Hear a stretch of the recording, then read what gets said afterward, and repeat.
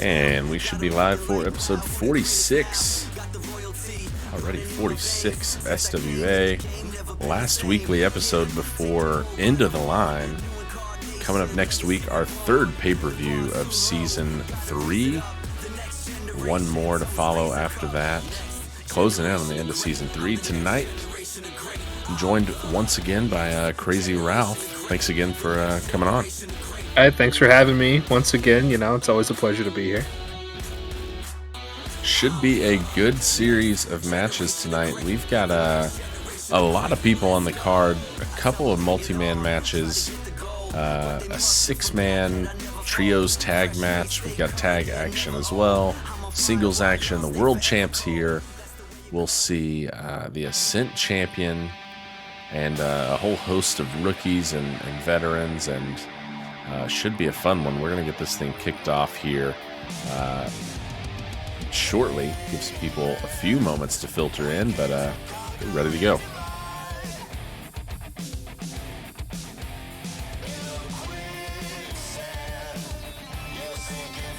Have you got a match you're most looking forward to tonight, Ralph? If I was gonna say most interesting match for me might be either between Tempest and Marquez, or Deadfire and a kind of interesting pairing of RFE, Hagar, and Buckshot. I don't know. Those are my kind of two wild card matches I feel this evening.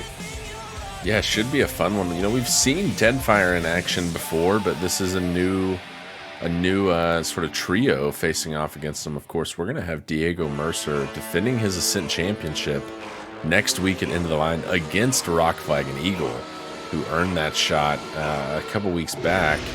And RFE is going to bring a couple of friends tonight to try to take down Deadfire, and you know, that'll be a little bit of a preview of that title match that we're going to have next week at End of the Line. It should be absolutely an exciting one. Yeah, and you mentioned he's bringing some friends along. He's bringing along Buckshot too, who got his shot at Painwrecker. Yeah, Flint Buckshot won the Rumble. World title shot next week. Big time opportunity for him after coming home with the Rumble win. A dominant showing in the Rumble as well. Really a Rumble that, you know, we've had, I'd say our Season 1 Rumble was pretty balanced throughout. Season 2 was dominated by Big Al Sebastian, even though he didn't come away victorious. And this season's Rumble was interesting. You know, RFE and Russell Nash and Flint Buckshot combined for 13 eliminations, nearly half the field. And that was a pretty dominant performance from all three. They ended up being our three finalists. And it was Buckshot that came away victorious, including amongst his 5 eliminations, taking out both Nash and Rock Flag and Eagle. But RFE, you know, earned himself his own title shot later on against the Ascent Championship. So, you know, no slouch there. He's picked up the pieces and built some momentum just fine. But Buckshot next week gets a shot at Painwrecker, who has looked nearly unbeatable in the world title position. 20-6 overall, most wins in the SWA, and has been our world champion since last year's 2-night stand. If he can survive next week and any opportunities in between, he could secure a full season with that strap around his waist. He would be the second person to do so, joining Tomio Yamaguchi, who made it to exactly a season when he dropped it. So Painwrecker has a chance to join some elite company and perhaps surpass, but he's got a tough road to do so. Yeah, absolutely. We see that tough road starts tonight with his match against DDT, who's been on quite the hot streak. Yeah, and a big opportunity for DDT as well. You know, a match that's non-title implications tonight, but if he wins that match, you got to expect that we'll see some more out of him and Painwrecker. DDT has always been in the top of the power rankings, but has climbed his way back up to third, 2-1 this season here in Season 3. As we prepare for our kickoff match here, we got the Barefoot Buddies coming out, Sangres and Eddie Vortex, and it's a singles match tonight for Vortex, something where he has struggled a bit, but he and Sangres, as members of the Buddies, have had a pretty good showing here lately, and maybe Vortex finally has some momentum, and with the support of the former world champ here, maybe he can get a singles win tonight. Yeah, absolutely. One of the quintessential tag team matchups, Barefoot Buddies coming down to the ring. Eddie's in the ring, Sangres on the apron. We've seen that work before, but we've also seen some trouble. Sangres, I think, is pretty widely considered to be the anchor of this team. But, Eddie's put in some good performances. He had a decent Rumble showing, I believe, a couple seasons ago, or maybe I'm misremembering, but I believe Eddie has had a little bit of a hot streak as of late. But, now we've got one of the other quintessential tag teams coming down to the ring, and Unhinged, Onyx and Slade Stone. Yeah, Onyx Stone matching up tonight against Eddie Vortex, Slade accompanying him, and Onyx has been on a tear. He won the bragging rights tournament at Right to Fight, and with that win over Roughneck Anthony Hagar after going through the tournament, Onyx is actually 4-0 in singles competition, and now this is a team that together has won 11 matches in the tag division, and that's mostly what they're known for, but Onyx Stone has been making a name for himself in singles work here lately, and has a chance to go 5-0. Amongst people with that many matches, he's the only person with even 4 matches to remain undefeated currently in the SWA. Has a chance to push that to 5. There's an argument to be made that maybe Onyx is better off on his own. Has a chance to showcase that here tonight against Eddie Vortex, who's looking to build some momentum back up for himself. Yeah, absolutely. We're off to a pretty quick start. A little bit of action in the front, in the middle of the ring. Onyx going to work here, though. Oh, Taken down hard. You mentioned, Sangres here on the apron for Vortex. Sangres, nice DDT there from Eddie.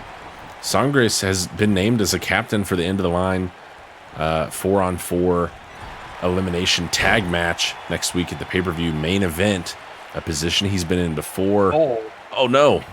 Torture rack. Onyx slammed down. What a move by Eddie Vortex, lifting a much heavier opponent there. Nice athleticism from Edmund Eddie here. Edmund Eddie Vortex looking to control the pace early. And setting up. Oh my goodness. Showing off some more acrobatics here. Going high flying. Now throwing hands. That's maybe not the battle he wants to have with Onyx Stone. If he gets into a punch exchange, it's not going to go well for him. Definitely not. You mentioned Onyx Stone, fresh off that bragging rights tournament. Toughest SOBs to do it in the SWA, and Onyx Stone came out on top, beating some very potent competition in a knockouts only match. Only a 1 count for Eddie there. Yeah, not getting it done yet against Vortex here, but as I mentioned, for Sangres, captain of that team, cutter out of nowhere from Eddie Vortex. Oh, and Slate's he's jawing with him here, and has distracted Eddie after he was getting a lot of momentum going his way. Catches a DDT there. DDT. Perfectly timed interruption from Slate Stone. That's the danger. Oh, what an uppercut. The danger of having these two allies here ringside. Maybe turning things around here for Onyx Stone. Oh. Sangres has won one of those elimination tag matches before End of the Line. He's somewhat, as much as you can be in the early goings of SWA, a veteran of that. Interestingly enough, Eddie Vortex has not been announced yet as one of his picks for that team. Vortex was first time around. Bad situation for Onyx, though, as he's draped over the ropes. Pummel horse incoming and connects. Oh, follows it up. Big splash right in the middle of the ring. He's going to go for the cover. Where he wants him. Oh, and Slate is once again, now he's up on the apron, and he's distracted the ref this time. Oh, dirty pull from Unhinged. Taking a page or two out of Dirty Deeds book. And, Slate maybe saving Onyx here from a pinfall after that nice combination from Eddie Vortex, who, as I was mentioning, has not yet been picked by Sangres, who has made his first selection of A-Train Alonzo Howard for his team. Everyone expects that Vortex will be one of the selections for that team, but not official yet. cross body there from Onyx, and then another uppercut. Maybe just trying to go for a knockout here. He's been kind of accustomed to that style of match lately. Yeah, as you said, maybe Onyx going for the heavy-hitting moves, but Eddie... Oh, no! Huge cutter. Another cutter from Eddie Vortex, who's now thinking of going up top. Straight to the top ropes for Eddie Vortex. What's he have for us here? Oh, what a senton. Holy cow. Immediately into the cover. All the way up. 1, 2, and 3. Eddie Vortex has done it. Wow. He hands Onyx Stone his first loss in the SWA in singles action. Eddie Vortex is back on the board with a win. It's been a long time since Eddie's been in that category. Nice win for Eddie here tonight. Absolutely, and to do it against such stiff competition, and Onyx Stone, winner of the Bragging Rights Tournament. Eddie back to form here, controlling most of the pace of the match. Onyx got a couple moves in edgewise that looked pretty damaging, but Eddie was all over this one. Yeah, Eddie showed a lot of quickness, a lot of agility here. He kept the pace of this match really fast, and maybe that was the difference. A lot of those Bragging Rights Tournament matches, they worked a little bit slower. And maybe that was a pace that was more appropriate for Onyx. I expected Onyx to go 5-0 here tonight with a win, if I'm being honest. And the SWA Universe agreed in a landslide as far as you can go. 100% of our predictions were in favor of Onyx Stone, and it's Eddie Vortex who overcomes the odds, something that the Barefoot Buddies are very familiar with. Vortex gets the win in our opener. Bookies laughing all the way to the bank. 100% of their votes getting denied. No points available on the first match. Big time win for Eddie Vortex. Maybe Vortex got wind of the predictions, knew he was a heavy underdog, and that probably fired him up a little bit. If that's the case, he and Sangres both kind of used to being the underdog. Eddie gets a nice win. Yeah, absolutely. But we got a new 5-man, multi-man match coming in here. And this is an interesting crew. We have Kevin Maverick, I see Raccoon, Hawkins, AZ, and Russell Nash. Yeah, we've got five competitors here who have joined us in Season 3. Fresh rookies, have struggled a bit. But have also shown, some signs of life. Maybe the singles record isn't quite where they want it, but they've got an opportunity here tonight, a pretty exciting one. The winner of this match will be thrown into a match at End of the Line on the pay-per-view with some stakes there for them for the taking. But elimination style match, only the winner, the final man standing here in this match, will move on to End of the Line. They'll be joined by some of our competitors from a match later on tonight, sort of a 2-for-1 situation here. And really the ultimate goal there, whoever wins that match at End of the Line earns himself a shot at the Ascent Championship. So talk about a big prize here for the winner of this match. They're going to have a shot at, earning themselves a title opportunity. So going to the finish here, going to be important for one of these 5. Yeah, absolutely. You said it.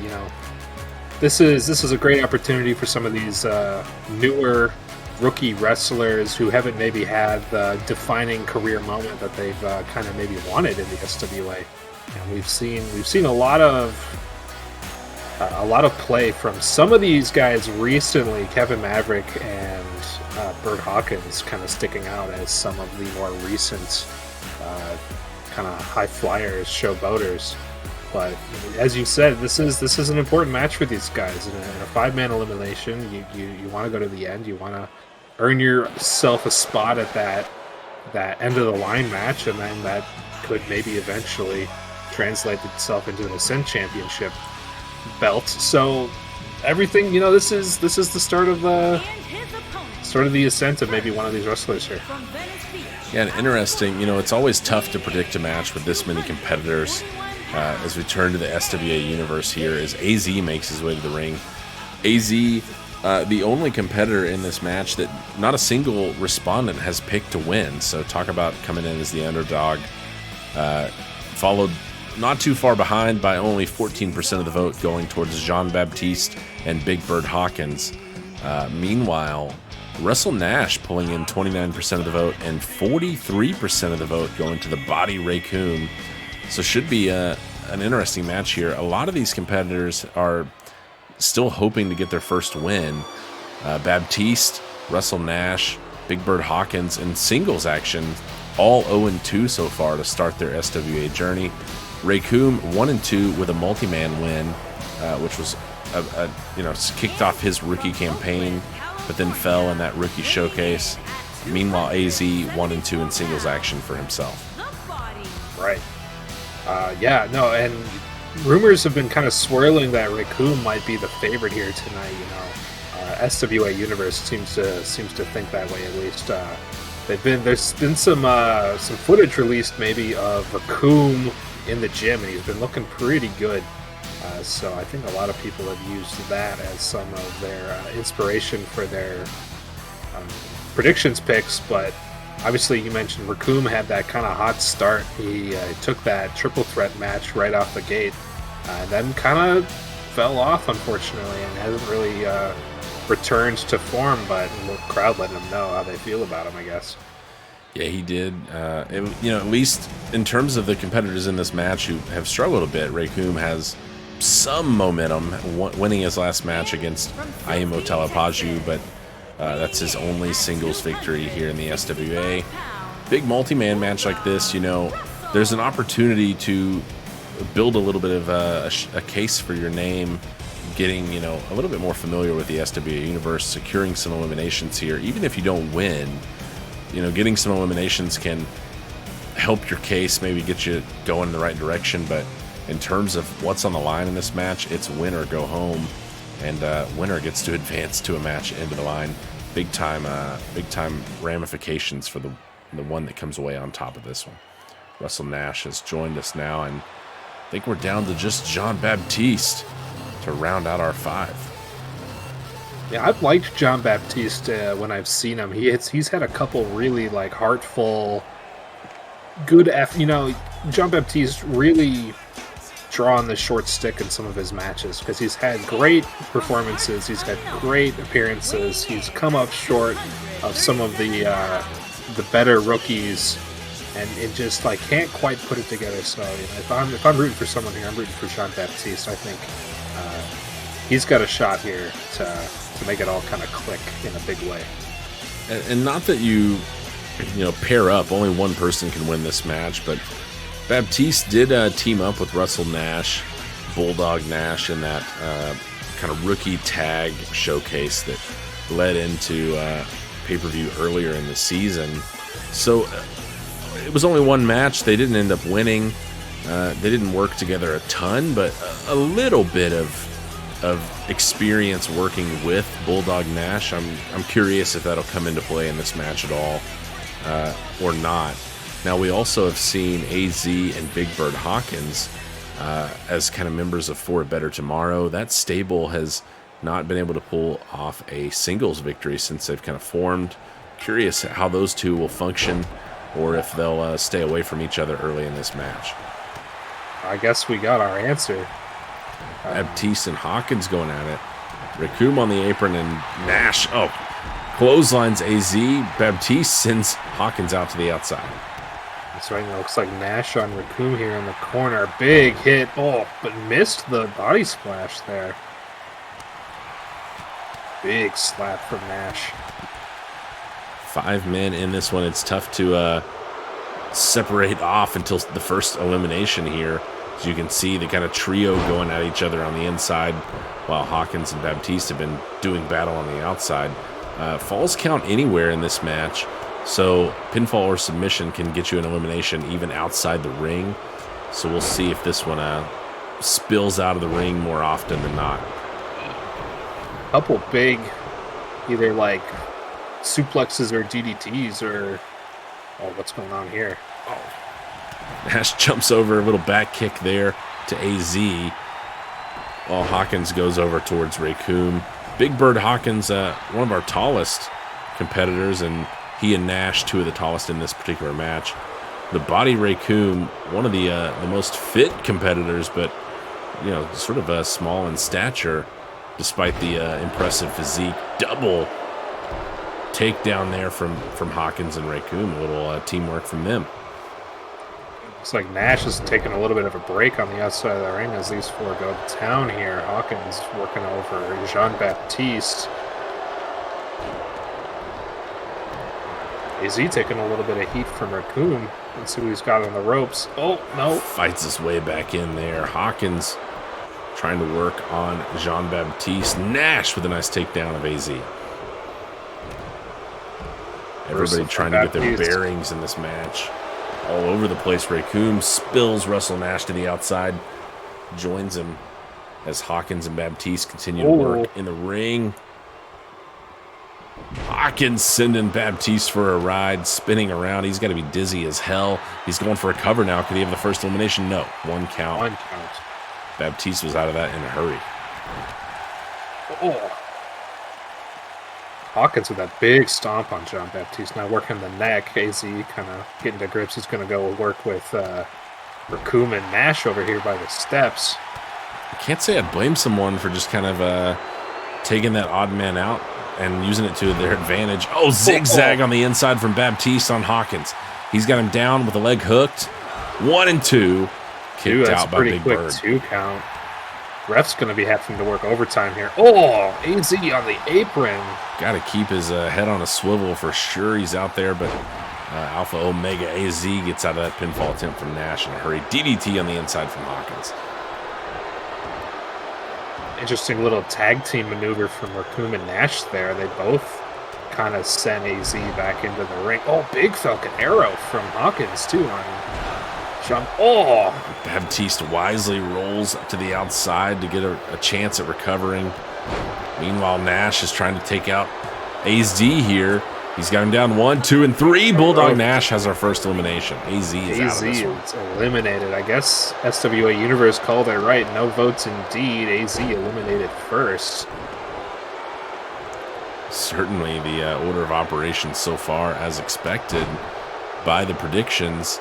And if that's the case, then Hawkins and Jean-Baptiste better watch out because they were only receiving 14% of the vote. They were second to last.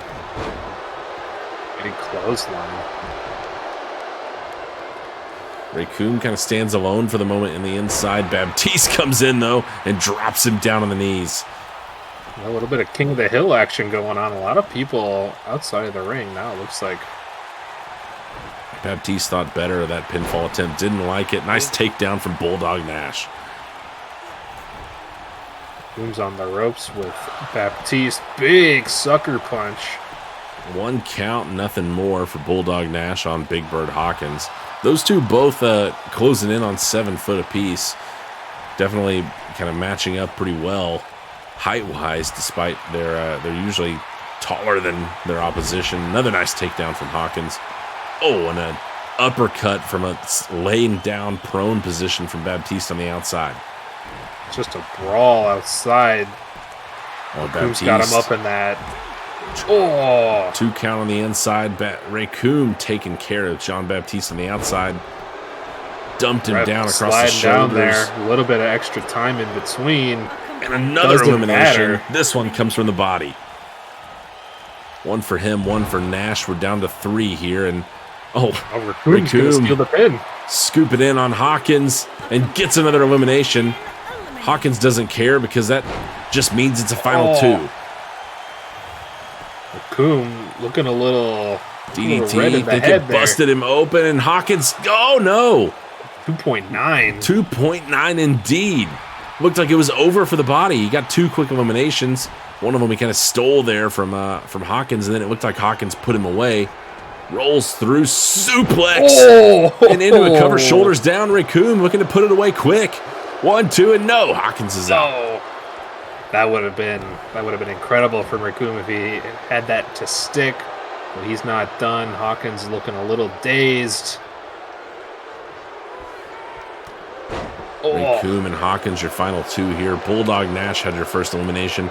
Raccoon made the next 2, though he capitalized on Hawkins' offense on Nash. Now he's wrenching on the neck of Hawkins, who slips the hold.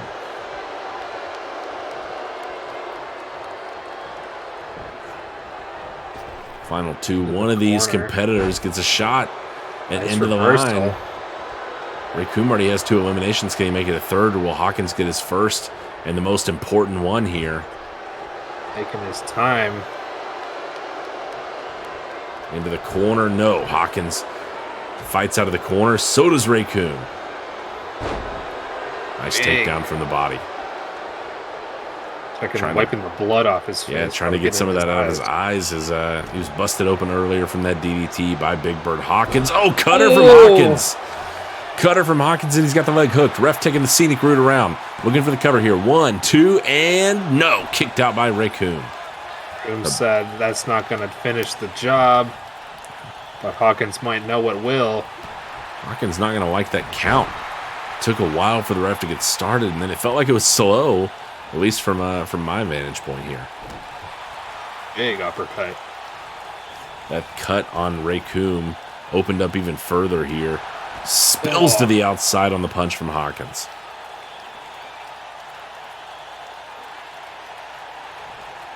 Oh, sent him to the announce table. Right into the corner. Gut first. Ref's down here, ready for any action that might happen. Over DDT from Hawkins. Raycoom is down on the outside. Ref there. He's got the leg hooked on the outside of the ring. Could be an elimination. Big Bird Hawkins, 1, 2, and 3. Hawkins has done it. He's going to end of the line, and he's got a chance. He's got a fighting chance at the Ascent Championship. Yeah, absolutely. Big Bird Hawkins comes away clutch. Now, Raycoom had a couple really nice eliminations there, but arguably one of his eliminations, Big Bird did all the work, so nice showing for Big Bird here tonight. Big moves, couple of those spinning, kind of like float over DDTs, or the spinning, what do you call them? I don't even know what you call them. But he hit a couple of them, and you can really see the height difference between the ref and Hawkins here.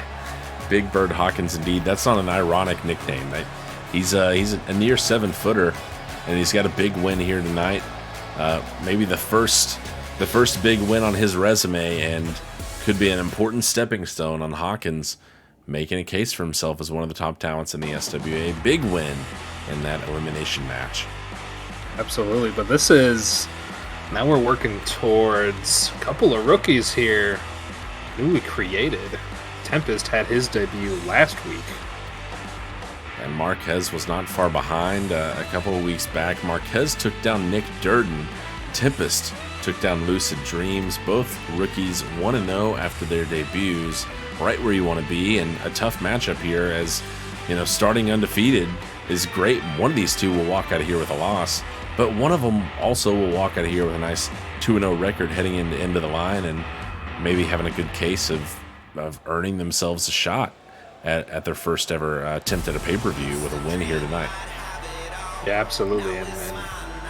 And if we were maybe going to pick one, Tempest had an absolute great showing in his debut match. But this is a couple of wrestlers that we're not too in tune with. Marquez had a very good showing against his opponent a couple of weeks ago. Yeah, Marquez was rather dominant, in fact, against Nick Durden, whereas perhaps the Tempest struggled a little more than expected against Lucid Dreams, being a veteran of a number of promotions in the wrestling universe here. But the fans, they're picking the wrestling veteran. He's obviously a newcomer here in the SWA. 86% of the vote going to the Tempest. Now, I will remind you that while Domino Marquez only has 14% of the vote, we just saw a match where Big Bird Hawkins only was securing 14% of the prediction, and he came away victorious. So that's good news for Marquez, but the SWA universe is behind the Tempest here tonight. Yeah, absolutely. A night for upsets. We saw our first match go to Eddie Vortex. No votes on the board for him, as Tempest makes his way into the ring. Only 2 matches in, but certainly been a bit of a night for the underdogs here, so could be good news for Domino Marquez, or it could be the Tempest looking to spoil the starting of a streak here tonight in episode 46. we'll see what Tempest has in store for Marquez and what Domino's got. We've got a bit differing styles here. High flying aerialist on the side of Marquez. Tempest, a little bit more of a powerhouse, a bit more of a brawler. My notes indicate that, in his career, he's struggled a little bit. A tiny bit of an Achilles heel to the aerialist could be in favor of Domino Marquez here in terms of wrestling styles in the ring. Yeah, and we've kind of seen maybe that echoed in SWA competitions. Some of the more bruiser-style wrestlers tend to fall to the high flyers. We just saw it earlier in this night. We saw Onyx Stone fall to Eddie Vortex in a match that everyone thought Eddie was going to get pummeled by one of the Stone brothers. But it was the opposite. So we'll see how Tempest manages the high-flying antics of Marquez. But we've seen some pretty hefty offense from Tempest too, so we'll see how this goes. We'll see if he lands his some of his finishers. Obviously, he hit the Armageddon in his debut, but it's really difficult to kind of pick these matches just because of how they don't have the history in the SWA. We're not as quite sure what's going to happen. Certainly a good chance for both to kind of show the SWA universe what they've got and what to expect out of them. Like I mentioned, the winner of this match will be improving to 2-0 heading into the line. Will have a pretty good case that they deserve a spot on that pay-per-view. And, that's where you want to be coming into the SWA is signature wins, getting a shot on a pay-per-view, and showing the SWA universe what you're all about. A lot of back-and-forth action here as Marquez is dumped off the top rope. Yeah, a couple big elbows from Marquez to open the match, but that top rope finding that. Oh, jeez. Not even going to let him stand up. Just stomping a mud hole, and Tempest here in the corner now working on the left leg, slamming it down that braced left knee. Marquez maybe focusing early on the weaker body part here for the Tempest. Yeah, Marquez on an absolute roll. We saw that belly-to-belly suplex. Sends him sprawling, trying to get the fans in it here. And Marquez using the ropes to crawl back up, and maybe a bad decision. He's speared shoulder first by the Tempest to the outside. Nice reversal, nice kind of spin kick, reversed by the Tempest. They're going to bring it back inside the ring. They don't want to risk the count out. He's caught. Nice Hurricane Rana there from Domino Marquez. Sets him up. Spins him around with a knee. What a connection there. He's got the leg hooked, but it's only one. Only a one count, but whiffed the drop kick. Nobody home there. Another belly-to-belly. Now it's Tempest looking for a cover. He's got the leg hooked. It's also just a one count for him. Going to take more either side here to put one of these competitors away. Yeah, pretty evenly fought so far. We haven't really seen a clear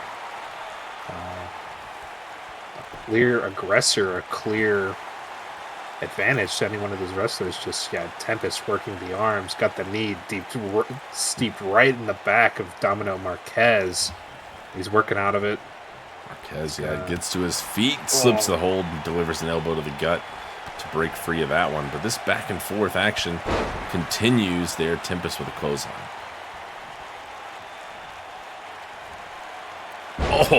Spine buster from Tempest. Huge impact there, center of the ring for Domino Marquez. He's down, covered, and 2 count kicked out. 2 counts starting to put some wear and tear on Domino Marquez. Tempest maybe looking to put this one away a little bit quicker than. Nice reversal. Gonna get Tempest into the corner. Domino Marquez maybe. Sends him off the corner now, running the ropes. Nice springboard elbow drop from Marquez, who's looking to keep the pace up. He's going right up top. Right up to the top rope. What a connection there. Domino effect in the corner for Marquez. It looks like it hurt Marquez more than it did Tempest almost. That inverted Phoenix splash. Kicked out at 2. Tempest survives one of the best offerings of Domino Marquez. Domino telling the ref how to count to 3 there, you know. Oh, another clothesline. Trying to build some momentum here. Oh, nice kick there. Big kick. And yet it's Tempest with a back body drop back to his feet. Nice reversal for him. Needs to get some momentum going his way, and he's got cruel intentions here. Marquez crawls to the ropes to get away from that. Tempest might have been thinking Armageddon. Might have been, but finishes instead with a little bit of like a rope drag. Gets him away from the ropes now. Away from the ropes where he wants him, looking for that pump handle. Armageddon. No, Marquez floats over the top. Used to the high flying. Well scouted from Domino Marquez. Absolutely. Finds a way out. In the corner. And he's going back to this off elbow. the ropes. Nice elbow drop. Going for the pin. I don't know if this is enough, though. Straight to the chest. 1, 2. Oh, kicked out by Tempest. Almost. So close. Domino telling the ref, hey, man, count a little bit faster next time. Oh, and once again, he's thinking up top. Maybe looking for the domino effect once more. Yes, he is, and he gets all of it. Oh, no. You can see the impact for both competitors here, but Tempest certainly on the worst end. Leg hook, Domino Marquez. 2-0 for Luis Marquez. Gets the win over the veteran.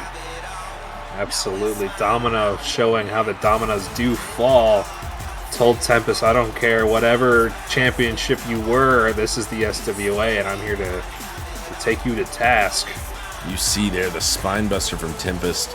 He was going to follow it up with Armageddon, and Marquez evaded disaster by floating over the top, getting away, and hitting the domino effect for a second time. What a win for Marquez. Improves to 2-0 and hands Tempest his first loss in the SWA. Absolutely. You mentioned Marquez got out of that Armageddon hold. Yeah, see, here we go. We got the replay here. Just completely... Oh, cut away right at the wrong moment. Love that from our producers up in the producer. But so Marquez, you know, if Tempest had hit that Armageddon, this might be a completely different match. But here we are. Domino wins the match, makes a case for himself at end of the line. 2-0 start to his rookie career in the SWA. Exciting stuff from the rookie. And our third straight underdog in terms of the predictions. We talked about it earlier. Now we're officially on a streak here. All 3 matches have gone against the favorite. And Marquez got to be happy with that win. 2-0 now in the SWA. And what a start to his career it's been. Taking down, you know, a fellow Season 3 rookie, but a wrestling veteran. Someone known in the industry. A nice signature win for Domino Marquez. Absolutely, you know. And you were mentioning it's all underdogs tonight. You know, the SWA universe probably in shambles at this moment. You know, every match has gone a different way. I'm sure someone out there is getting points, but it doesn't seem like many people are going to be getting many points this evening. Yeah, and it's another tough one to predict coming up next as well. Another 5-man elimination match. Now, this one features competitors who have fared a little bit better here in Season 3. We're talking about Void at 2-0, Zane Ryder at 2-0, Funkenstein at 2-0, all in singles action.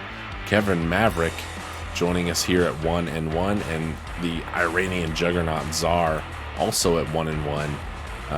All competitors at 500 or above. And similar to our match earlier on, we talked about how the winner of that earlier 5-man match would get a shot at end of the line in a match that would determine a #1 contender for the Ascent Championship. Similar stakes here tonight, except that not only the winner, but anyone who secures an elimination in this match will join in on that match next week at end of the line. So you could possibly, you know, come away without a win, but still punch your ticket to the pay-per-view next week. So we could see multiple people earn their opportunity in this match, or we could see one person dominate this match and ensure that that becomes a one-on-one match next week. Absolutely. Big stakes on the line. And with that stipulation, the elimination stipulation, instead of, winning the match getting to go on, if you get an elimination, you get to go on, we might see a lot of attempted pin breaks or pin steals, just to maybe get a leg up on your competition, or maybe stop someone from getting through. So this could be a really long match. We'll see what happens though. As we see Ray Ryder. We saw in that earlier match, Ray Coombe kind of stole one from Big Bird Hawkins. That would be an interesting play in this match. Similar stakes, but a little bit different stipulation. In terms of the underdogs, being favored tonight in terms of the victors of the matches, that's good news for this first entrant, Zayn Ryder, who, along with the Dragon Prince Kevin Maverick, has not been picked by anyone to win this match. Could be Ryder or Maverick that comes away victorious here tonight. Meanwhile, we're seeing 29% of the vote going to both Void and the Iranian juggernaut Czar, but it's Funkenstein coming in at 43%, the heavy favorite in this one. Funkenstein after a 2-0 start to his career. Yeah, I'm not going to attempt to pronounce his full name, but Funkenstein, on a little bit of a hot streak, had a couple really nice showings, and obviously he's kind of fun. He's got that swagger, he's got that groove going on. So I think a lot of people are influenced by maybe just Funkenstein's likability. Not to mention he's a great wrestler, but we see Kevin Maverick making his way down to the ring here. Yeah, the Dragon Prince. He was a little bit of a late joiner to Season 3 in terms of the rookies. Didn't make the rookie showcase, but did come in and pick up a win in one of his first 2 matches, and has looked to be getting it going in the right direction here lately. And an elimination and more so a win in this match would definitely help raise his stakes and his stock here in the SWA in Season 3. Now, one thing I want to mention about Kevin Maverick is his little shin guard situations. Those look like they would hurt, because they have a little strap on the bottom of them. It looks like they would really hurt to take kicks from him. As we know, Kevin Maverick kind of known for his kicks, as here comes Funkenstein, heavy favorite in the predictions. Letting the world know just how funky he really is. Yeah, the big pill Funkenstein here, 6'6", 293.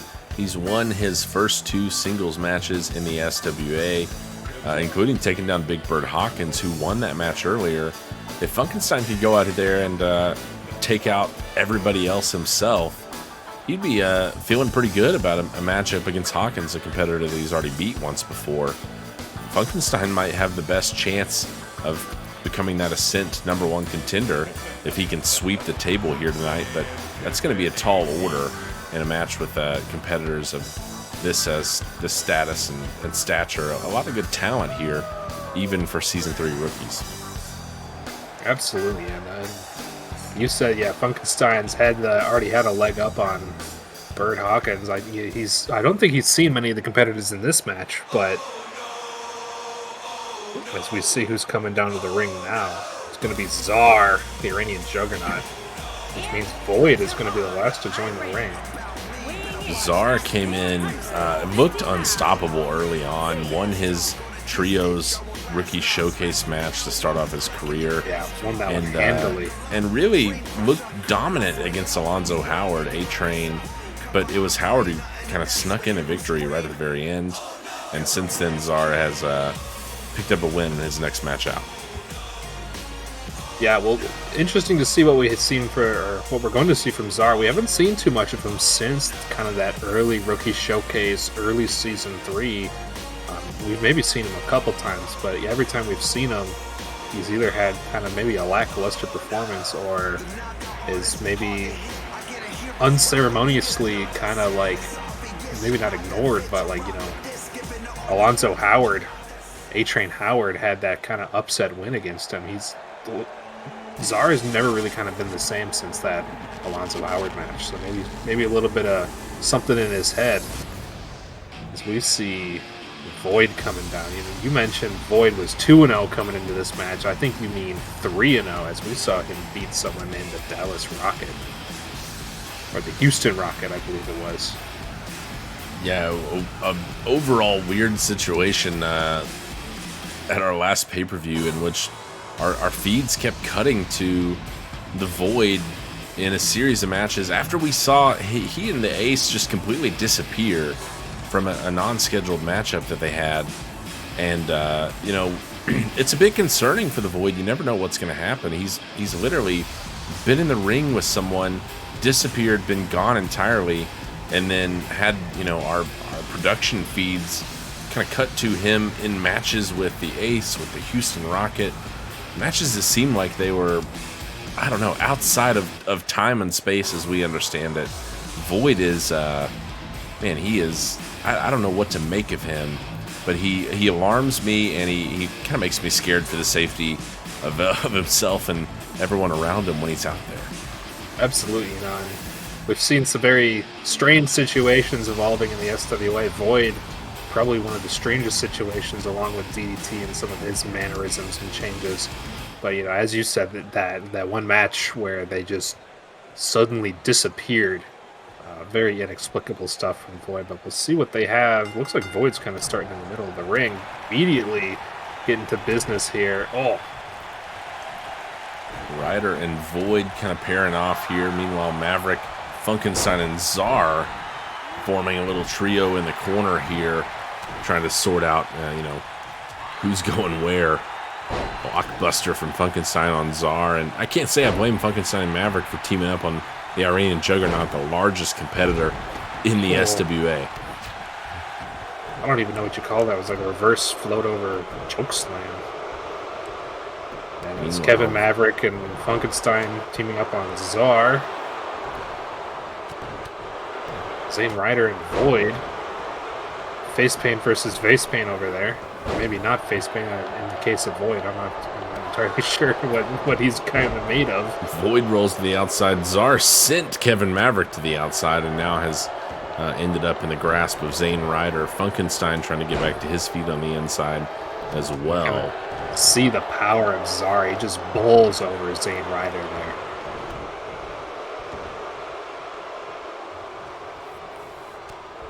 Now battling here. Oh, Czar using that 450-pound frame to just stand on the chest of Zayn Ryder.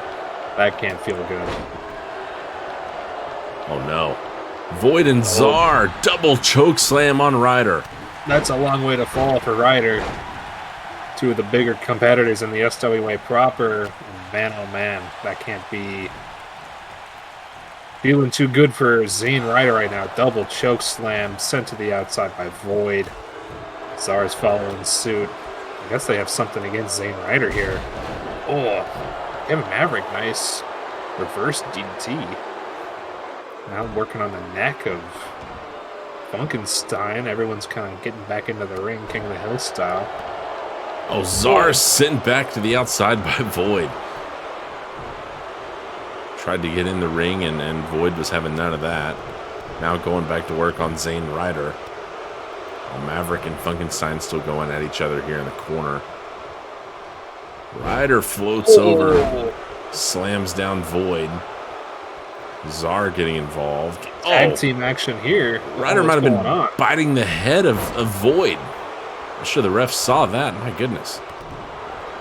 A little bit too much action going on here. Ref didn't notice the legal actions by Zayn Ryder. Funkenstein with a nice drop kick on Kevin Maverick, the Dragon Prince. Oh, Ryder comes up short there. Backflip into the middle of nowhere. Maverick sends Funkenstein to the outside. Ryder slams down Void on the inside. Getting a little bit of extra English on the ground there. The pinfall attempt on the outside. Ref wasn't there in time before Funkenstein got out of it. Czar down on the far side of the ring. Czar taking a little bit of a powder. Big pop-up power bomb into the buckle. Oh! Void sending Ryder flying, but Ryder's back to his feet in a hurry. No sell the buckle bomb from Zayn Ryder. I'm not sure he's taking anything from Void seriously here.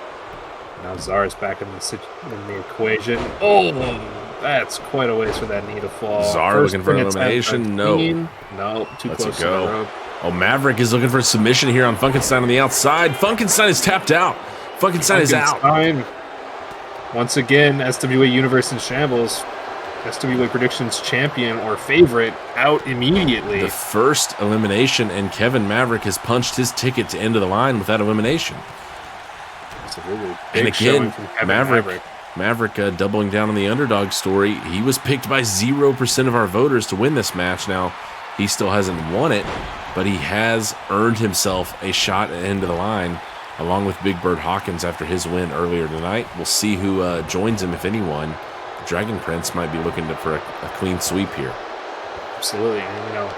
And, in a weird scenario or in a weird strategy sort of way, if I was Kevin Maverick, I might just pin myself or accept a pin, just get out of there and maybe take less damage in this 5-man match. Oh, what's going on here? Oh my God. Full Nelson choke slam from Czar on Zayn Ryder. 1, 2, and 3. Ryder is done, and Czar is in. Oh no, military press. Military Under the press. Knees. Drop down on the knees. What a move by Void on the Iranian Juggernaut. Kevin Maverick working on Void a little bit here. Oh, discus clothesline from Void. He's taken down both competitors right now. Czar crawling to the ropes, trying to get back to his feet. Maverick with a nice counter, gets back up. Maverick and Czar so far have eliminations in this match. Ryder and Funkenstein are out of this one. And now Maverick looking for another submission. Here. Can he get a second submission? No, Void's going to slip the hold. White. Czar finished moonwalking there against the ropes. Going to take the task. Void, big clothesline. Trying to get Void to his feet, but it's a back body drop counter. This might be advantageous for Kevin Maverick. Two of the biggest competitors in the ring right now. They're going to do a little bit of damage to each other. Uh-oh. Void, the only one of our final 3 here who hasn't earned a right to be in that match next week at End of the Line. He's got to secure an elimination, and perhaps the win here. Meanwhile, if he goes out, it's just bragging rights on the line for Maverick and Czar. I'd be surprised to see if these two didn't team up, but it doesn't look like we're going to see that. Oh, what a boot! Czar sends Maverick sprawling with that big boot. Busted him open, too, for good measure. Boot. Ref takes the scenic route. Only a 1 count on Kevin Maverick. Holy. He was busted open by that boot, sent him sprawling, and yet he kicked out at 1. Kevin Maverick showing some resiliency here tonight. And neckbreaker on the Iranian Juggernaut. Let the crowd know. Oh, uppercut. Czar fights back to his feet. Oh no. Full Nelson choke slam. This is the one that put away Zayn Ryder. Just ragdolls Kevin Maverick. Czar, 1, 2, and 3. We're down to our final 2. Void has to win this match to get himself to end of the line. Absolutely, I know. Maverick had a little bit of time to Czar with 2. Void needs 1 here to win this match. Oh, what is that? Raking the face of Czar there and wrenching on the neck now. Void looking for a submission on Czar. Czar is fighting out of it. Not going to do it for Void. Nice takedown there from Void, though. Trying to keep things going his direction, but it's a reversal from Czar back to his feet.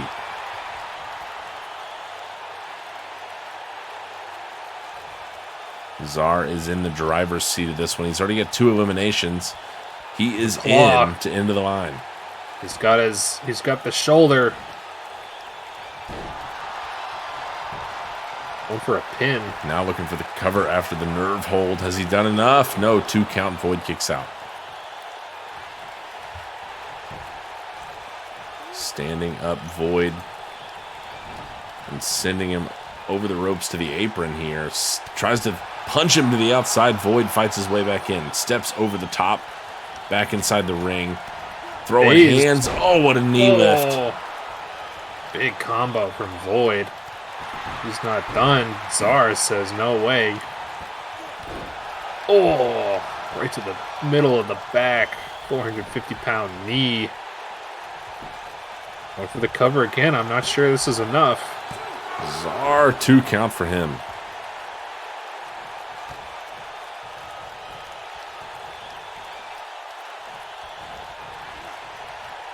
Oh, nice reversal from Void. Czar looked like he was setting up for a huge clothesline, but I don't like the way Void wants Czar on his feet. Big punch. Sends him sprawling to the outside. Falls count anywhere in this match. Void could end it on the outside. Military press on the super heavyweight. Drops him down across the knees. Has Void done it? Ref miles away. Void, 2 count. Kicked out by Czar.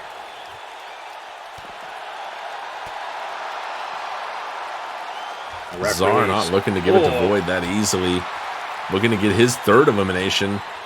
Void might have other ideas. Another knee lift. This one takes down Czar, but he's getting him right back to his feet. Czar has no answers for this. Oh, bulldog from Void, and it was close to that steel barricade. Ref comes running back. Make sure a pin isn't attempted. Looks like we're entering back into the middle of the ring. Void feeling pretty good about himself. What is he thinking about here? We know the Void always playing mind games, playing tricks. He's taking up Czar. Another military press gut check. Dropping down the super heavyweight across the knees. That's got to be it for the Iranian Juggernaut. Void with a leg hooked. 1, 2, and 3. Void has won it and punched his ticket to the end of the line along with the man he just beat and Kevin Maverick. Absolutely. A trifecta of military press and knee drops ends in a 3 count for Czar. Maybe the biggest story, though, Funkenstein taps to Kevin Maverick. Odds-on favorite to win it tonight in first elimination. First elimination and an early elimination. Maverick got himself 2 into the line with that elimination to the stipulation of this match. It's Void who comes away victorious, and by the time it was in the final 2, he needed to win in order to get himself a shot at end of the line. Void will join Czar, Maverick, and Big Bird Hawkins to determine the Ascent #1 contender next week at End of the Line. Absolutely, that's going to be one heck of a match. A lot of really good competitors there. All rookies. Gonna be an interesting show once again. You know, this is a chance for all of these wrestlers to kind of punch their ticket and ride that elevator up to the top of the SWA power rankings. So we'll see how that shapes out at End of the Line. Big time opportunity for one of those 4 next week at a pay-per-view. Huge chance to give themselves a shot at a title early on in their career, which is exciting for any number of those. But next up, we've got tag team action. It's Black Star, Bastion Black and Casey Starr taking on Bobby Plaster and Bobby Omega in tag team action. Absolutely no. This isn't a trip to IKEA from Black Star. This is gonna be honest goodness. Bobby Plaster and Bobby Omega are no slouches of their own, so we'll have to see how Black Star handles the hot duo in the Bobby, not the Bobby doubles, but Bobby Plaster and Bobby Omega. No official tag name for them, but we'll see how it goes. Bobby and Bobby are hot off the heels of a nice streak with a couple of unfortunate losses. And I believe Black Star got their 2nd win not too long ago. Yeah, a couple of teams that, although they've joined us in Season 3, have made good names for themselves already. 2-1 for Black Star after losing their debut. They've, working on towards a streak here tonight if they can pull off a win, winning in their last 2 times out. Plaster and Omega are 2-0 in tag team matches. Now they did come up short in a multi-team match, a match that was won by the Quinn brothers instead, who earned their shot at the tag team titles, which they lost last week out. Dirty Deeds defending the titles once more on episode 45. Of course, we know that the tag team titles will not be defended next week, as DDT is the captain of one of the 4-on-4 tag elimination teams, and he's already selected his tag teammate Tomio Yamaguchi as his first pick for his team. We don't yet know the two selections that will join him, nor do we know who will join Sangres and Alonzo Howard, A-Train Howard, for Team Sangres as well. Probably have some more to announce in terms of that later on here tonight. First, we've got this tag match between undefeated in terms of straight tag matches, Plaster and Omega, and 2-1 Black Star. Absolutely, and the new pairing between Bobby Plaster and Bobby Omega, and the whole kind of debacle with the Bobby doubles being the body doubles from Bobby Omega's or Bobby Plaster's movie. That was a whole cluster, if you will, of Bobby. But Bobby Plaster and his newfound companion Bobby Omega got the job done, and they made somewhat of a name for themselves here in their early SWA tag division careers. And I think we're going to see new look for like the fourth time, and as many times we've seen him, Bobby Omega. Here he comes. Bobby Omega, a constantly, reinvented creation from Bobby Plaster. I think maybe he's taken on some of his own identity, although you can still see the effects of his creator, perhaps, Bobby Plaster here. Very similar entrance style, but, completely different look now. Maybe Omega kind of splitting out on his own. But these two have been a good pairing, variety of style here. Bobby Omega, a bit of a bruiser, likes to throw hands, as it were, and Bobby Plaster likes to keep the tempo a little bit higher himself when he's in the ring. A little bit of, opposites attract here, and it's worked well for him so far. Yeah, two bodies orbiting each other, perhaps. Bobby Omega, Bobby Plaster going to take on Black Star. Plaster starting things off against Bastion Black. Absolutely, nice reversal. Driving the elbow into the back of Bastion here, and some push-ups for good measure. Bobby Plaster feeling himself early in this one. Says, "You're no concern to me, Bastion Black." Plaster, a rare occurrence there, hits the corner offense and showing off right in front of his teammate here, trying to get Bobby Omega riled up a little bit too. Now going back to work on Bastion Black. Who's right there. Plaster huge. Walks into the waiting arms of a bulldog. Absolutely. Nice uppercut answer back, but not quite the bulldog. Back into the corner. Oh, and I think Omega got involved there. Might have grabbed the arms of Bastion Black at the last moment so the Plaster could land that move clean. Absolutely. Oh. Sends him outside. Oh, no, Plaster. Uh-oh. What is Plaster thinking? Up to the top already, and Bastion Black is down on the outside. Bastion Black getting back up to their feet. Bobby Plaster. Oh, no. Bastion Black just cast him aside. Gave him the okie dokie, said, "You're going to fall all the way to the apron? That's on you."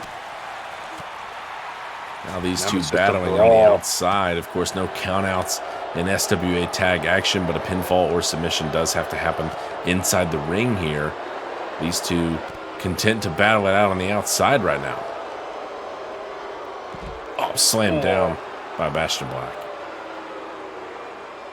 Fighting right near this turnbuckle pole. That steel post, a dangerous place to be. You don't want to find yourself connecting with it in any way. These two right now, though, are just throwing hands. Looking like a bragging rights tournament match between Bobby Plaster and Bastion Black. Oh, looks we're going over to the railing, maybe. Oh. Plaster fighting back here, getting away from Bastion Black. Oh, drops him down across the knee. Another one. One more. Good measure. He was close to the post, too. I don't think he hit it, but that could have been dangerous. Oh, no, he gets all of it there. There it is. Plaster sends him face first into it. Commentator's curse. Plaster sends Bastion Black all over that steel post. And Bobby's in control here on the outside of the ring. Certainly looking to favor him right now. Black trying to turn things around. Hits him with a clothesline there that takes Bobby off his feet.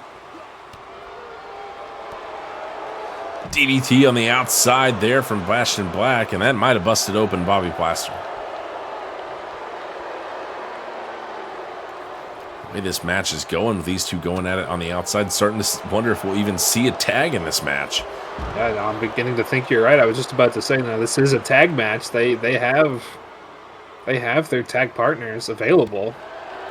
They're just going to take this all the way up the ramp, I think. No countouts required. No, Bastion Black says, I'm back in the ring. Let's take this thing where we can legally finish it. And Plaster with a nice dive. Makes the tag. Bobby Omega is in. No. And throws a shoulder. A lot of black leather and material involved between this matchup now. Absolutely. I don't think Bobby Omega is going to let Bastion Black get anywhere near Casey Starr. Definitely a benefit here of getting that tag off by Plaster. Keeping the freshest man in the match is now Bobby Omega. But Black needs to make a tag, get Casey Starr involved. No tag yet from Bastion Black. Oh, Black. My. Black has got Omega up on the shoulder looking for a submission. We saw Bastion Black get a win with this just a week or two ago. Omega fights out of it. Dangerous position there for Bobby Omega, but survives. Still no tag. Bastion Black right there next to Casey Starr. You have to imagine. We saw a little bit of a promo from these two. They went to IKEA, a little bit of consternation between the two, maybe. AC Starr hops off ringside, says, no, you're going to finish this. And right now, Black in control of this match. Oh, a little alligator roll action from Bastion Black. Transitioning into a side headlock here to his prone opponent. Oh, head first into the mat for good measure. Drives the knee into the head of Bobby Omega. And Bastion Black right now is in control of this match. Absolutely. Bobby Omega. Oh, torture rack.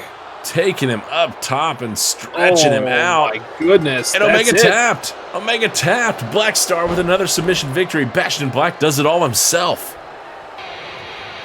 And Casey Starr even hopped off ringside. I think Bastion went for a tag there, but said, hey, you know what? You've been in here long enough. Finish it out. And finish it out, they did. Bastion Black, another submission victory of Bobby Omega. Bastion Black going coast to coast there for his team. Another submission victory, second in a row for Black Star. They moved to 3-1, and they hand Plaster and Omega their first tag team loss. Nice win for Bastion Black and Casey Starr, and I don't know, maybe I should say nice win for Bastion Black only tonight. Yeah, it's a 2v1 handicap match for Bastion Black this evening. Gets it done, and not too long of fashion either here. Just one tag made in this match. Plaster tagged in Omega, and then Bastion Black kept going to work and taps out Bobby Omega, gets the win. I'd be interested to see what the SWA universe had to say about this match, because I have a feeling that once again our underdogs maybe would have won the match. Yeah, you're dead on there. 29% of respondents picking Black Star in this match to 71% for Bobby Plaster and Bobby Omega. Our streak continues as we carry into match 6 now. So far, all 5 matches have gone to underdogs. Yeah, absolutely. And if the good old trends continue here in the SWA, all underdogs this evening, episode 46. We'll have to see what happens between this new pairing between RFE, Hagar, and Flint Buckshot, and Deadfire. And if the trend continues, it's great news for Deadfire in this one. Only 14% of the vote, which has been a good number for a couple of our contenders here tonight. And heavy favorites in this one, Rock, Flag, and Eagle. Roughneck Anthony Hagar and Flint Buckshot. Despite never seeing this trio work together before, we have seen Deadfire work both tag matches, a number of those, and trio matches. And of course, Diego Mercer is the Ascent champion. RFE is his challenger next week at End of the Line. And a little bit of preview of that title match here tonight with this trios tag match. A lot of people pulling for RFE and his bodyguards, as it were, here, Roughneck Hagar and Flint Buckshot. Yeah, he and two bodyguards they are. Hagar, the former bodyguard or bouncer for Van Halen, and Flint Buckshot, just overall a mountain man in literal terms and figurative terms. I don't think RFE could have picked two larger competitors to join him ringside, where Deadfire is kind of known for being on the smaller side. Diego Mercer might be the largest member of that team. Draven, I think, clocks in just at like 6 foot or 6'1", and Deadpiece, I think, is like 5'10", 5'11". So quite a size difference between two teams. And I believe also quite the weight advantage to RFE's team as well. Hagar, a heavyweight, almost a super heavyweight, and I believe Flint Buckshot is a super heavyweight. So we'll have to see how this lines up for Deadfire. Certainly the measurables perhaps going towards RFE and his two picks here tonight, but perhaps no one better lately in the SWA than Diego Mercer, the Phoenix, the Ascent champion. He is 9-1 over the last 2 seasons in singles matches here in the SWA, and since he took that Ascent title, he has looked unstoppable. 12-3 in singles matches. He's worked less matches than a lot of our sort of other people in the top 10 because of his experience with Deadfire, working 14 tag matches with Deadfire as well as a trios match, and second one here tonight. He's one of the hardest workers in the SWA. He's out there more often than he's not, and lately in singles matches he's been unstoppable. Now we'll see what the trio of Deadfire has tonight for RFE, Buckshot, and Hagar. But Diego Mercer, I think without a doubt, could easily be said is the best individual competitor in this match. But this match is about more than that, and it's about really RFE challenging for that Ascent title after his win a couple of weeks back, earning the right for that, and a chance for RFE here tonight to show that he means business next week at End of the Line, and that Diego Mercer needs to watch out. Absolutely, and that Ascent belt, Diego Mercer has defended that Ascent belt time and time again. He's even beaten the champion, Painwrecker, in between his defenses in a no titles match. Titles were not on the line, but Diego Mercer came out on top over SWA World Champion Painwrecker. So if RFE has something to say, or even has a decent showing against Diego Mercer, I think he has it within a shout of a chance at taking down Diego Mercer's Ascent Championship belt. And honestly, that might free up Diego Mercer to challenge for the World Championship belt. So we'll see what happens here. Yeah, and should be interesting to see, also what we see at a Flint Buckshot here tonight. The Rumble winner a few weeks back at Right to Fight, and picked up a nice win against Sevilla last week on episode 45. He has a scheduled World Championship match next week at End of the Line against Painwrecker due to his Rumble win. Does Buckshot try to save a little, or does he go all out here tonight, helping out RFE and Hagar in this trios match? And you make a good point, and Hagar's had quite a bit of a streak going recently, so maybe Flint Buckshot either contributes heavily or he might just hold back a little bit. We'll see what happens. But here comes Deadfire coming down to the ring. Deadpiece. We haven't seen much of Deadpiece, only in Deadfire form. This might be one of the first trios matches we've seen from Deadfire in a little while. But obviously they're no slouches. One of the original founding members of our tag division and founding trio in our tag division, Eric Draven, Deadpiece, and Diego Mercer.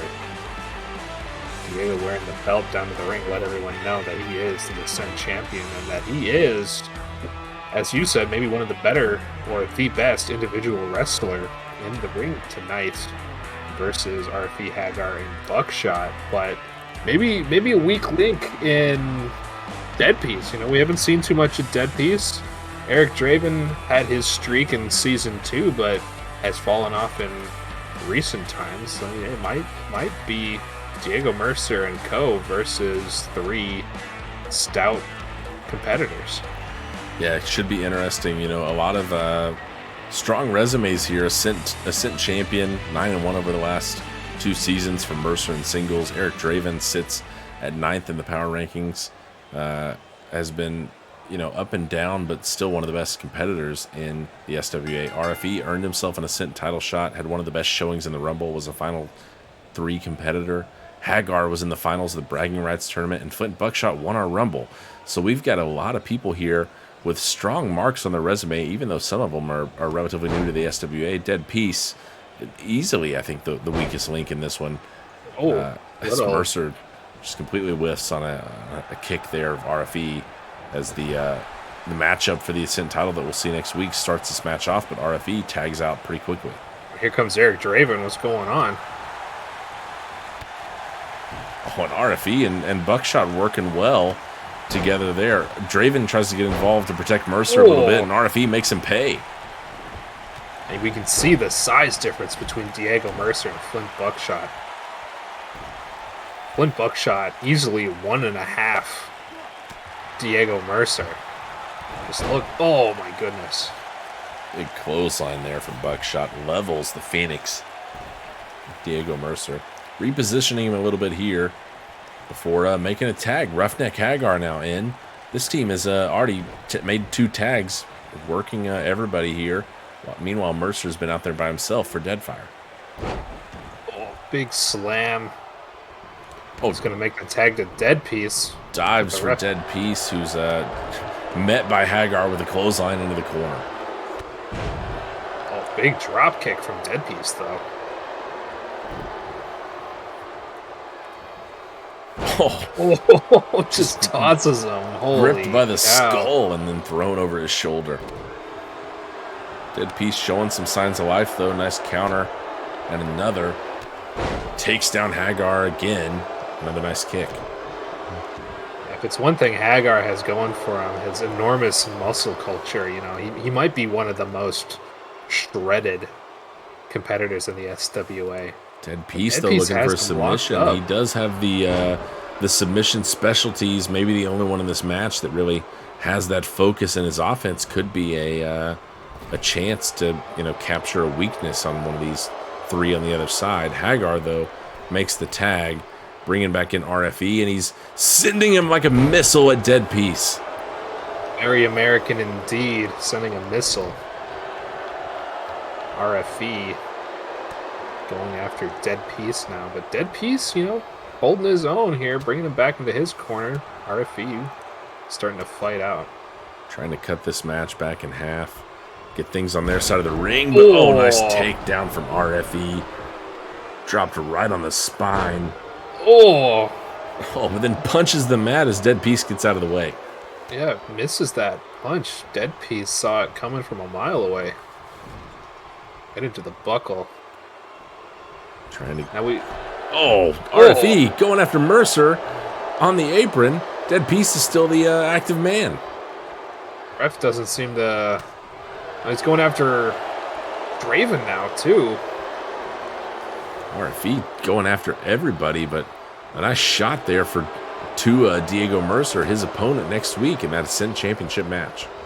You saw Diego Mercer got a shot on edgewise, too. Dead Piece had him locked up. Tag made. Eric Draven now the active man.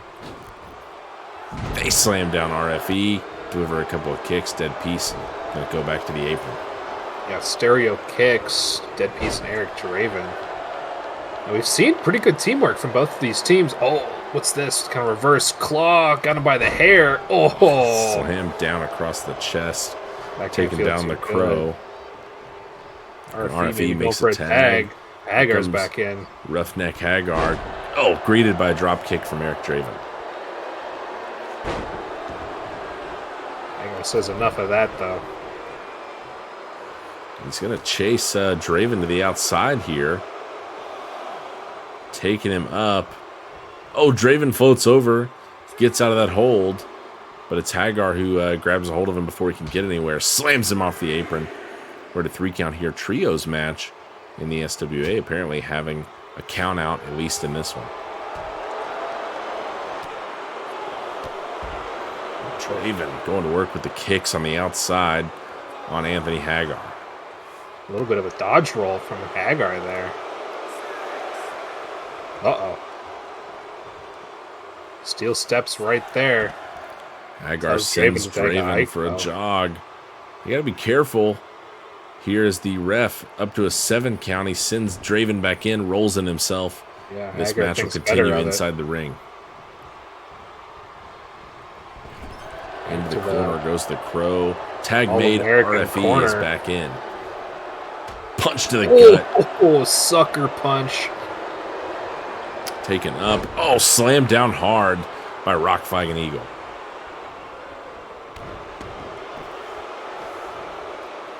We have not seen much. Oh, just punch in the forehead of the Crow.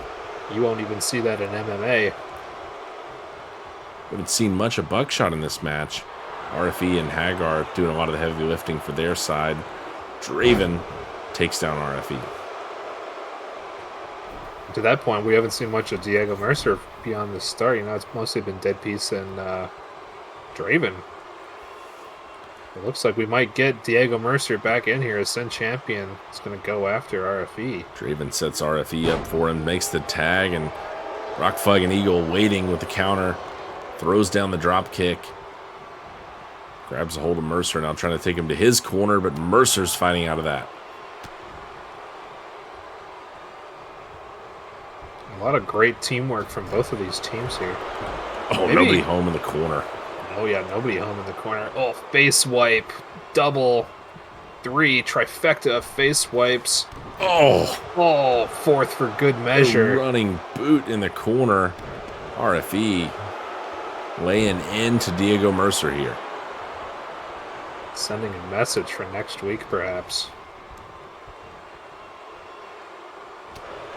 Oh, Mercer thinking sunset flip to the outside. Power bombed on the outside of the ring. Eric Draven's right there, too. Oh, looking for Hurricane Rana. No, countered into a power bomb by RFE. I thought he might go off the apron just then. Both competitors slammed hard on the outside. Oh, head first off the apron.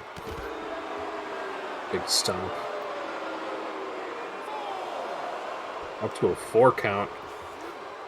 Taking up. Oh, what a knee. My goodness. Well, ducks underneath the clothesline, though, does Mercer. Sends RFE back in. Of course, the Phoenix not going to want this one in on a count out on the outside. Oh, Dead Piece got a nice shot in there. Nice reversal from RFE. Says, how about you try my corner? It's a lot more comfy. Tag made for Hagar. Oh, what teamwork. What a slam. Oh, Hagar taking him out. Military press slam. Mercer rolls to the outside. Oh, Mercer. Pop-up missile drop kick. His signature missile drop kick. Hagar's back to his feet, though, in a hurry. He's fresh in this match. Even that missile drop kick doesn't keep him down for long. Oh, bad news. Bad news for Diego Mercer here. Diego Mercer known as a high flyer, but maybe not in these kind of situations. Oh. Hagar takes him out to the apron and brings him back in the hard way. Falcon arrow from the apron and from the middle rope, slammed down hard in the center of the ring. Oh, and he's not done. He's got one more for Diego Mercer here. Oh, no. Taking him up and putting him down hard. Hagar has the leg hooked. Dead Piece breaks it up. And he does. Dead Piece saving the day for Deadfire. Oh. Hagar just absolutely pummeling Diego Mercer right now. Bad situation for the Phoenix. Maybe needs to get a tag here and get out of there. Now that he's back to his feet, he's trying to put up some fight, but he's dropped over the middle rope by Hagar. Nice reversal. Hagar's got all that weight right on the back.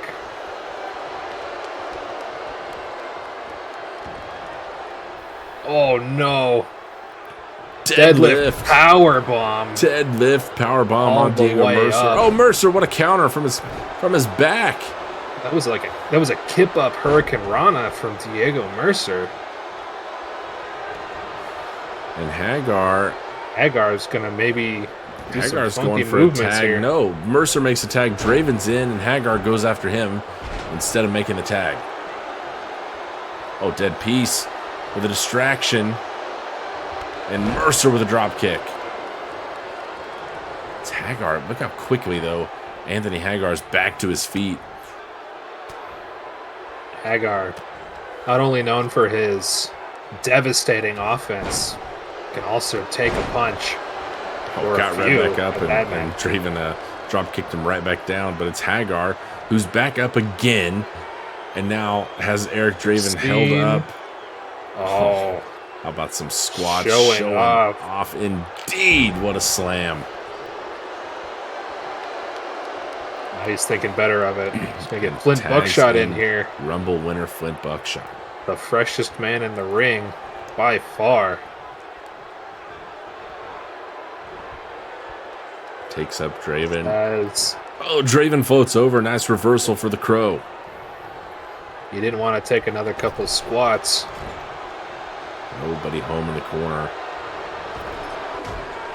Oh, looks like Diego Mercer kind of got squished between. Oh, spear from Draven, though.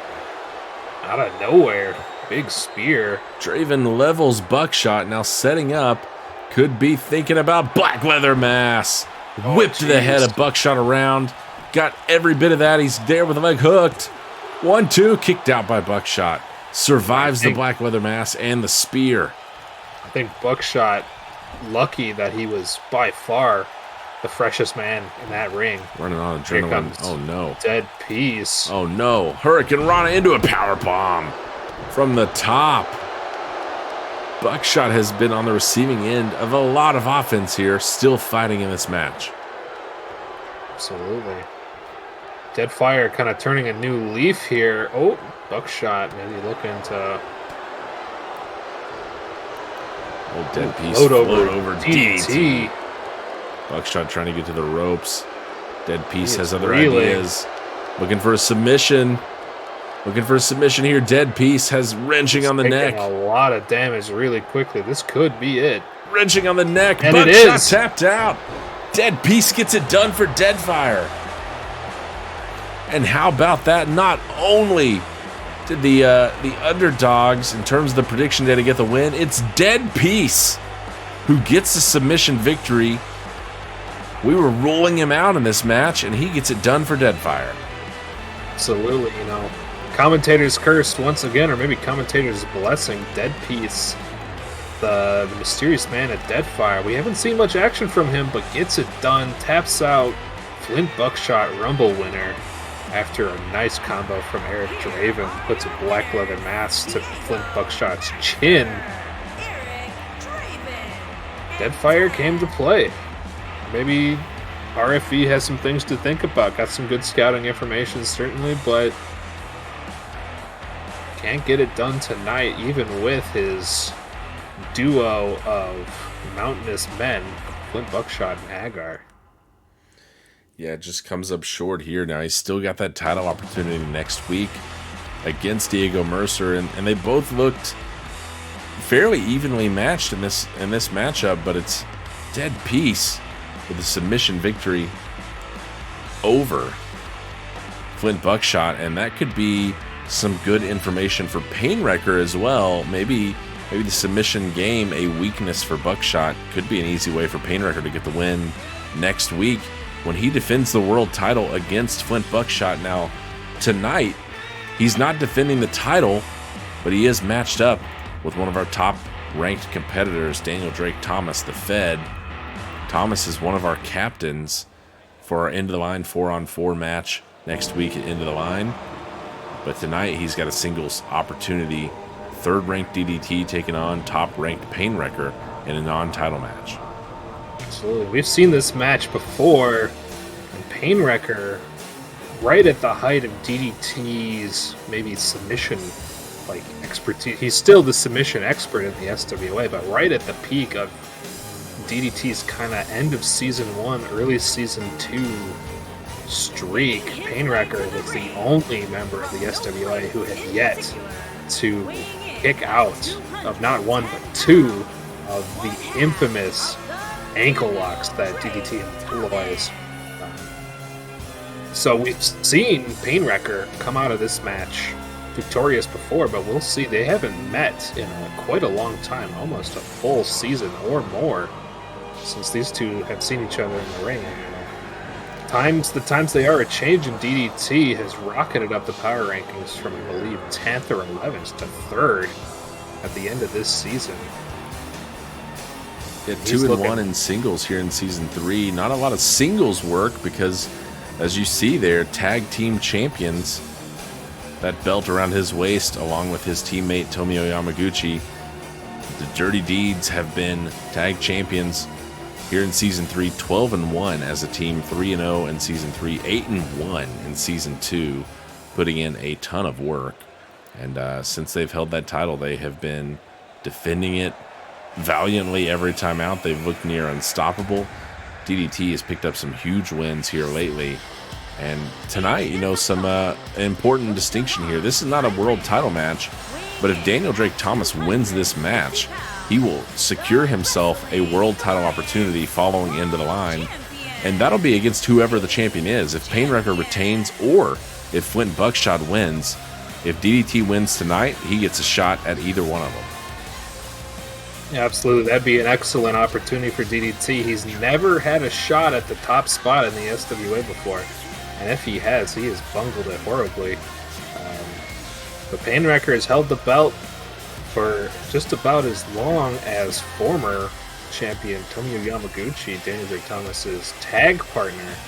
So another few weeks, I believe, Painwrecker will hold the record for longest active champion in the SWA, and an active champion he has been. He has defended several times, defending all the time, only dropping a few matches in non-title competitions, so he defends when it counts, but we'll see what happens here. We've seen him drop matches when the title belt is not on the line. Yeah, he has lost a match to Diego Mercer with neither of their titles on the line. And, DDT partners with Tomio Yamaguchi, who won the title at End of the Line in Season 1. He dropped it at End of the Line in Season 2, holding it for a full season. Painwrecker needs to make it to Two Night Stand to do the same. And, that road's going to be first through Buckshot next week. And potentially, if DDT can get a win here tonight, it could be through DDT following End of the Line. If Thomas can pull off a win here, he'd like to be the one to take the title away from Painwrecker and stop him from matching his own teammates' longevity as champion. Absolutely, but it would also, if DDT eventually gets that opportunity and does win the belt, he would be the second and only second to his tag partner, Tomio Yamaguchi's combined world champion, as he holds the SWA tag team belt at the moment. A couple quick reversals from both wrestlers here, DDT and Painwrecker, showing on a technical show. And in terms of singles victory, Thomas has 13 of them, 12 of them coming via submission. He had a surprise pinfall here pretty recently, but otherwise, he's the submission master. Now, Painwrecker, on the other hand, actually is one of the best in the SWA at resisting that. You mentioned that he's one of the few to be able to resist the ankle lock of DDT and was the first to do so. He's one of the best at getting out of a submission, so a true matchup there of a masters of their craft here between Thomas and Painwrecker. Absolutely, but you mentioned that surprise pin. Maybe Maybe DDT starting to lean the other way, going away from maybe his submission expertise. Obviously that's a whole bag of tricks that he has available, but if he can damage Painwrecker enough where he doesn't even need to submit him, it might not matter if Painwrecker can break the holds easily. If a pin's a pin, count to 3 and then you're done. Oh, Painwrecker slamming him down hard there, almost face first as well. Painwrecker 20-6 in singles. He's the only competitor at 20 wins. Triple G sits right there at 19-6, and he's not at 20, courtesy of DDT winning that singles match between the two of them. Absolutely, and DDT. Quick armbar from DDT here. Gonna let him go though. Armbar submission was one of the quickest wins in SWA history. It was the quickest win at the time. And Thomas is dangerous with a plethora of different submission opportunities. Oh, big corner drop kick. We don't often see him land anything in the corner. Another swinging neckbreaker. DDT is on a roll here. Slips underneath. Look at this. A little too close to the ropes, I think, though. Trouble, yeah, for Thomas. Just positioning there, but a great, technique to even get that hold in place. Just couldn't get it where it mattered. Oh, this is looking much better positioning here. We've seen him go to this more frequently. Figure 4, leg lock reverse, figure 4. Look at Painwrecker, though. He's out of it in a hurry, showing off that submission resilience. Getting away. Thomas, though, gets out of that hold. Nice counter from him. DDT's put in the hurt on World Championship Painwrecker right now. Going for a cover, like I said. The Fed gets a 1 count, but looking for pinfalls, not submissions only anymore. Things have definitely changed for Thomas as his rise and really he's spent his whole career at the top of the power rankings. Another armbar. Wrenching now on the left arm of Painwrecker, could be softening that area up. Yeah, DDT has spent most of his career hovering around the bottom of the top 10 of the power rankings, anywhere from around 7th to 10th. Another big clothesline from DDT. He's in control of this match for sure. Maybe Painwrecker looking to turn things around here. As you said, this is kind of his first time up towards the top of the power rankings. Oh. Painwrecker trying to build some momentum, though, trying to turn the tides here a little bit. Get things going his way. Tilt-a-whirl backbreaker over the knee. Follows it up with a kick for good measure. Oh, Painwrecker, gate crasher. Over the top, dumped down hard on the head. We've seen him put away a number of people with that, and he's not even looking for a pin. He's thinking pain to the brain. He's got Thomas where he wants him, dumped down hard on the head. Back-to-back, high impact, top of the head. Pain to the brain indeed. Leg hooked. 1, 2, 3, Painwrecker does it just like that. That's why he's the world champion. He wasn't even thinking pinfall. After Gate Crasher, he went right to pain to the brain. He knew that's what it would take, and it's what it took indeed. So much impact on the head of DDT. Painwrecker, though it's a non-title match, he stops DDT from getting that title opportunity after End of the Line, and he looks poised to defend that belt against Flint Buckshot next week at End of the Line. Yeah, much to my dismay, the reign of underdog victories not continued here in our final match of the night. Painwrecker easily dispatches of Daniel Drake Thomas, even though DDT looked like he was controlling most of that match early on. All it takes is a quick reversal of fates, and Painwrecker can put you away just like that. And Painwrecker, after 6 matches tonight that went the way of the underdogs, finally the favorite gets it done. 71% of the respondents were picking Painwrecker, and he gets the job done for him. His 21st singles victory in the SWA, and a big one at that, taking down third-ranked DDT, handing him his 10th loss. He drops to 13-10. We had a great series of matches here tonight for our card. Before we kind of look through them, we do have an important announcement for End of the Line next week. Our two of our teams, we do have information about the second picks for both teams, and this will come as a surprise for some. Sangres, his second pick, the Lion King Nathan Bogard.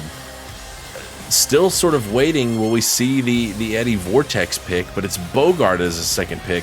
Team Sangres right now Sangres, A-Train, Alonzo Howard, and Nathan Bogard. And I'm getting word that DDT, after taking Yamaguchi, he submitted his pick earlier tonight as well. His pick, a familiar face for Team Sangres. Team DDT is going to be joined by Warren Wyndham.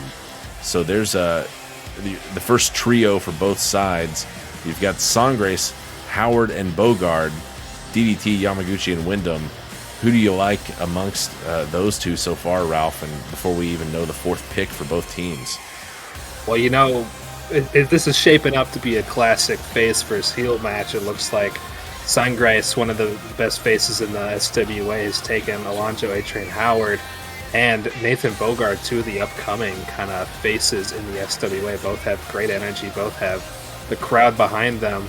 And obviously DDT, not going to shy away from his villainous tendencies. Yamaguchi right there with him have selected Warren Wyndham, a known enemy of Sangres, the captain of the other team. So I think this might be a mind games trick. Not only is Warren Wyndham an excellent wrestler, but recently we've seen their feud extend outside of the SWA proper, and knowing that Sangres has to fight Warren Wyndham once again, this might be that might change things for who Sangres picks for his last pick. Yes, Sangres. The expectation would be that one of these picks would be Eddie Vortex, and I'd say he's still got to be the odds-on favorite to be the fourth pick for Team Sangres. But when you're looking at a team of DDT, Yamaguchi, and Wyndham, we don't even know the fourth pick yet for DDT's team. We'll find out both teams' fourth pick at End of the Line next week. It's tough to imagine that there's anyone Sangres can pick that can sway perhaps the odds in his favor. There's some impressive talent on DDT's team. We're talking about the third ranked, fourth ranked, with Wyndham being added, and 10th ranked competitors just from his first three picks, and there's another pick to go. Sangres has got definitely hard on his side. He's going to come into that match, I would expect, as the underdog, much like he has much of his career. He got it done against Team Wyndham in Season 1, but DDT is out for blood. This is the best three picks I think we've seen from a team so far, and I'm sure he's got more up his sleeve as well. We'll see what Sangres can try to counter with, but I got to say, early on, it looks bad for Team Sangres in that matchup. Yeah, absolutely. You bring a good point. It's top talent versus the up-and-comers. Obviously, Sangres is definitely top talent, but DDT, true to form, doesn't want to lose. But the same could be said, there's so much talent on DDT's team, they might have a difficult time gelling. They might each want a piece of the pie, and there's only so much pie to go around. Certainly could be an interesting dynamic. Next week, End of the Line, our third pay-per-view of Season 3, our second to last one of the season. Big-time ramifications. Flint Buckshot, after winning the Rumble, will take on Painwrecker for the World Championship. We'll also see our competitors that were decided tonight. Big Bird Hawkins, Czar Maverick, Kevin Maverick, and Void will have a shot to become the #1 contenders for the Ascent title. We'll see RFE take on Diego Mercer with the Ascent Championship on the line. And of course, we'll see Team Sangres taking on Team DDT in the main event in that 4-on-4 tag elimination match. Tonight, we saw Eddie Vortex with a surprise victory over Onyx Stone. Big Bird Hawkins came away with a win in our first multi-man match. Domino Marquez took down Tempest. Void got the win in our second multi-man. Black Star with a win over Plaster and Omega. Deadfire with a win over RFE and his two bodyguards. And Painwrecker taking down DDT in our main event. Want to thank Ralph for joining us here tonight. Thanks everybody for coming out, watching episode 46. We got a pay-per-view coming your way next week. It's going to be a good one. And hope you're going to be there with us next Wednesday night. Full card announcement will be coming soon. And we'll see you there. Have a good one.